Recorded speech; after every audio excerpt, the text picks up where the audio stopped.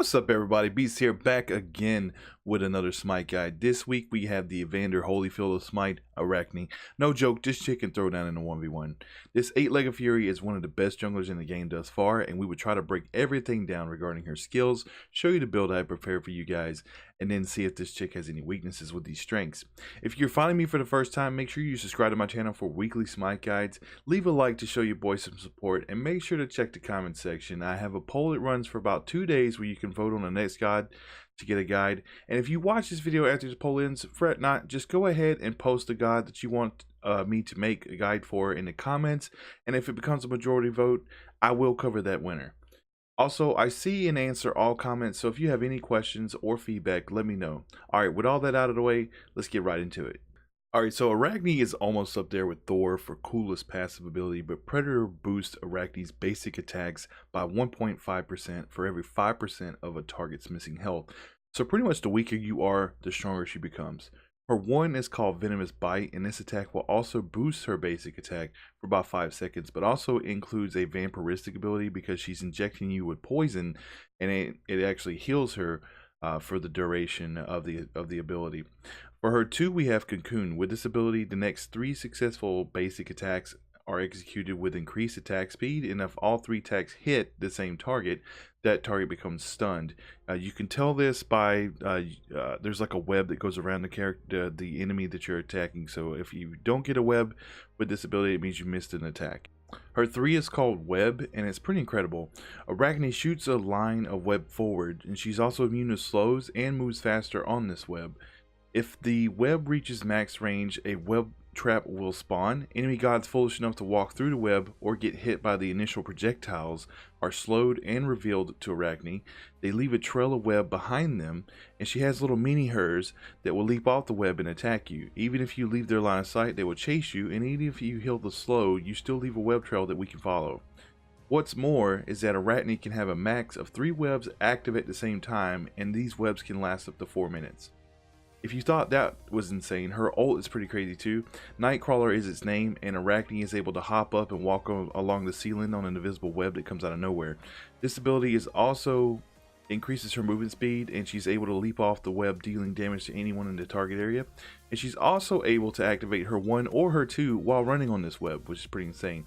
Now, just because she is on the ceiling doesn't mean she can traverse walls, because she'll be like above it, but she can leap through them when she goes to leap.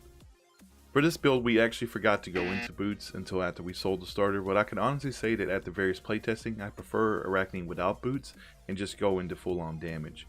For starters, I go into Mace, Assassin's Blessing, and 2 health pots. I finished the Mace by going into Crusher, and as I've stated before in other guides, and I'll state it here again, this item is one of the best here in Season 5 to spec into because of the power spike.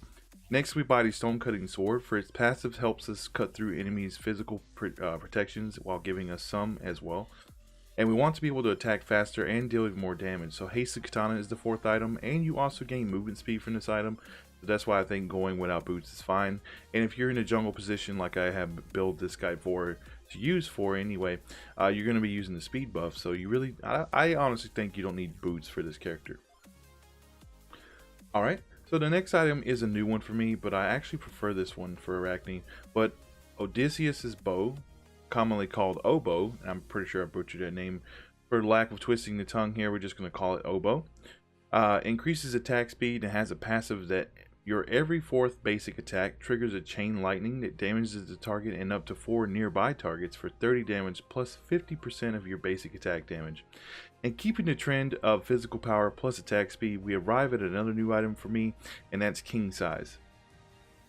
This item's passive deals physical damage equal to 3% of the target's maximum health, and if the target has over 2k health, the bonus damage scales up to a maximum of 5%. I would say these items are the core of what makes Arachne so scary. She has a lot of attack power and attack speed in her build, and her kit complements it. For the last item, we sell the starter, and it's really a matter of what you need. I usually leave this last item up in the air for situational purposes. The way I see it, you pretty much have 2 options here, and that also depends on how your game is going, but you're either going to add more power or build a defense. If you need more power, I say you can go into two options here, Titan's Bane or Wind Demon, so either more power or critical chance.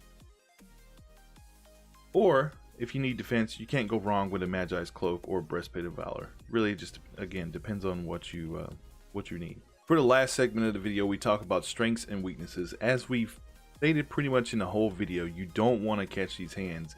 This god is superb in 1v1 situations. She's pretty quick and doesn't take her long to catch anyone trying to run away from her. If you land her cocoon ability on an enemy in a team fight, you pretty much run over anyone, and that is what I think makes her a solid pick in the Smite Pro League. That being said, she isn't unstoppable. There are a few gods that are able to outright counter her. Hades, especially early game, Hercules because he carries a big stick and throws a freaking boulder, Freya and Athena are also good counters against Arachne. The majority of her weaknesses kind of falls on you as the player, meaning if you miss an ability or let yourself get lured into a team kill trap, you're not going to fare well in those fights. You are a predator, not a tank.